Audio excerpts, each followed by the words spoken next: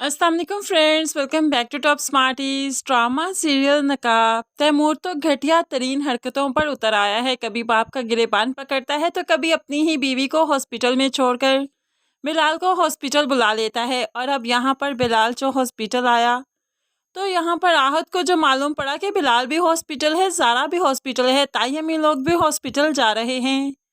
तो बिलाल को खटका सा हुआ कि तैमूर ज़रूर ईमान की शादी में ही गया है। और फिर ऐसा ही हुआ। तैमूर जिसके लिए नाके लगाए गए, जिसके लिए पाबंदी थी कि वह इस शादी में नहीं आ सकता, वही वही तैमूर बड़ा ही ड्रामा करते हुए एक बूढ़ी औरत को सहारा देने के बहाने शादी में एंट्री करता है। ईमान तो तैमूर को देखकर परेशान हो गई, लेकिन आहत जो कि अपने गुनाहों की तलाफी करना चाहता है, इसलिए वो भी यहाँ पर आ जाता है और तैमूर को पिस्टल दिखाते हुए उससे डराता है कि मैं ये चला दूंगा वरना चले जाओ यहाँ से। अब तैमूर भला इतने छोटे से बच्चे की बातों में कैसे ही आएगा, वो तो आहत को छोटा सा बच्चा ही समझता है, इसलिए वो यहाँ से नहीं जाता। तो थोड़ी देर के बाद बिलाल अपनी बहन के साथ यहाँ पर एंट्री करता है। तैमूर जब सारा को देखता है तो भड़कने लगा, मैंने कहा था ना अपने भाई से दूर रहो, इसकी शादी में नहीं आना तुमने। तो सारा कहने लगी, लेकिन आप यहाँ पर क्यों आए, मुझे रोक कर आप क्यों आए। तो तैमूर कहने लगा, यहाँ पर मेरे लिए एक खजाना था और उस खजाने को हासिल करने ही मैं आया था, तुम क्या करने आई हो। तो अब सारा कहने लगी, और मेरा भाई अपने खजाने की हिफाजत करना बहुत अच्छे से जानता है। तैमूर को भी गुस्सा आ गया, मैं तो वो खजाना छीन कर भी हासिल कर लूँगा, मुझे कोई नहीं रोक सकता। अब यहाँ पर जैसे तैसे करके तैमूर को शादी से बाहर तो निकाला गया और वलीमे का फंक्शन भी हो गया। लेकिन अगले रोज तैमूर बिलाल के ऑफिस पहुँच जाता है, उसे शिकवा करने लगा, तुमने तो अपनी शादी में मुझे बुलाया ही नहीं था, क्या तुम्हें मुझे बुलाना नहीं चाहिए था, तुम्हारे घर का फर्द हूँ मैं। तो यहाँ पर बिलाल कहने लगा, इंसान देखकर उसे अपने घर में बुलाता हूँ, मेरे घर में मेरी इज्जत भी है, जिसे नहीं चाहता कि कोई भी ऐरा गैरा देखे। अब यहाँ पर तैमूर तो हंसने लगा, और वो इज्जत बहुत जल्द मेरी हो जाएगी, क्योंकि उस इज्जत पर ही तो मेरी नज़र है। अब तो बिलाल ने तैमूर का गिरेबान पकड़ लिया, अगर मेरी बीवी का नाम भी लिया तो उस ज़बान को हलक से खींच दूंगा। अब यहाँ पर तैमूर मुस्कुराने लगा, अपने गिरेबान को छुड़वाया और झटकते हुए मुस्कुराते हुए यहाँ से चला गया। बिलाल देखता रहा कि ये क्या करना चाहता है, लेकिन बिलाल समझ नहीं पाया। अगले रोज़ अब बिलाल और ईमान बहुत खुश हैं। ईमान बहुत अच्छे से तैयार हो रही है, मे बी इसने ऑफिस जाना है या फिर मेके जाना है, तभी तो बहुत अच्छे से तैयार होती है। बिलाल पास बैठा तारीफ करता रहा, दोनों काफ़ी अच्छा वक्त गुजार रहे हैं, आपस में बातें करके मुस्कुराते हैं, मालूम ही नहीं कि क्या तूफान आने वाला है।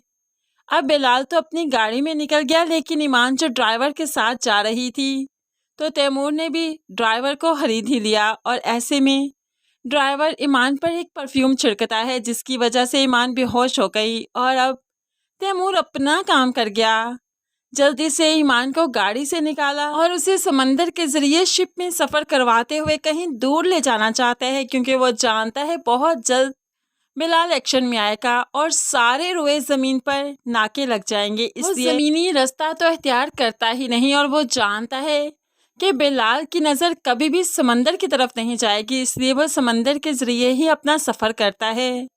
बिलाल ने चप्पा चप्पा छान मारा, हर जगह पर जा रहा है कि ईमान को ढूंढते ढूंढते उसका टकराव ताईजान से हुआ। तो ताईजान को बुरी तरह से चीखते हुए कहने लगा, मुझे जब मिल गया ना तैमूर, वो हशर करूँगा कि पूरी दुनिया देखेगी, पूरी दुनिया इबरत हासिल करेगी कि मेरी इज्जत की तरफ आंख उठाकर किसी ने नहीं देखना।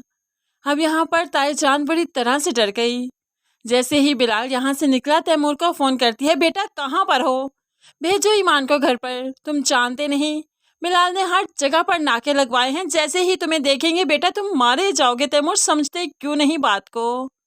तो तैमूर काफ़ी रिलैक्स है, मुस्कुराने लगा, वो पूरे रोए ज़मीन पर भी नाके लगा ले तो अम्मा मुझे नहीं ढूंढ सकता, मैं उसकी पहुंच से, उसकी सोच से बहुत आगे आ चुका हूँ और अब वापसी का कोई रास्ता नहीं। माँ तो बहुत खौफसता है कि इकलौते बेटे को खो देगी, लेकिन इकलौता बेटा बहुत रिलैक्स है क्योंकि ईमान उसके साथ है। अब यहाँ पर फ़ोन बंद करने के बाद वो काफ़ी खुश होता है कि बिलाल तड़प रहा है, बेसुकूनी में है, बेचैनी में है। अब यहाँ पर उसे और भी मज़ा आने लगा। थोड़ी देर के बाद जो ईमान की आंख खुली तो अपने आप को इस तरह से समंदर के बीच में जब पाया और पास में सिर्फ तैमूर, ईमान तो हक्की पक्की रह गई, रोंगटे खड़े हो गए, रोने लगी। कहाँ हूँ मैं? कहाँ लेकर आए हो मुझे? मैं यहाँ पर कैसे आई?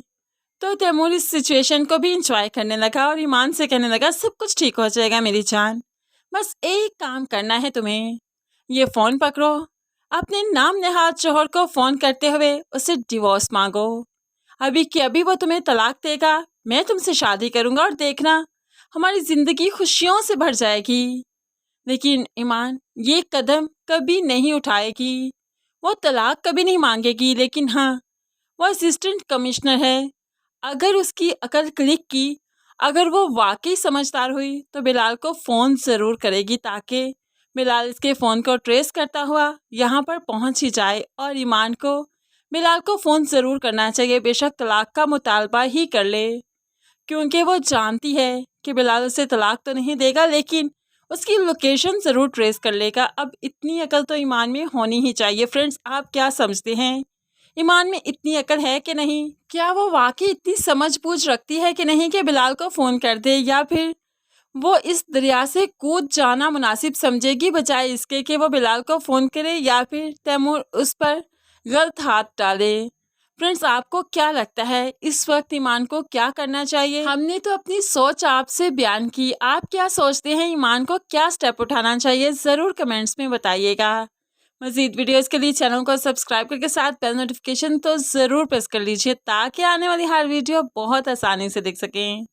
दुआ में याद रखिएगा, अपना बहुत सारा ख्याल रखिएगा। नई वीडियो तक के लिए अल्लाह हाफिज़।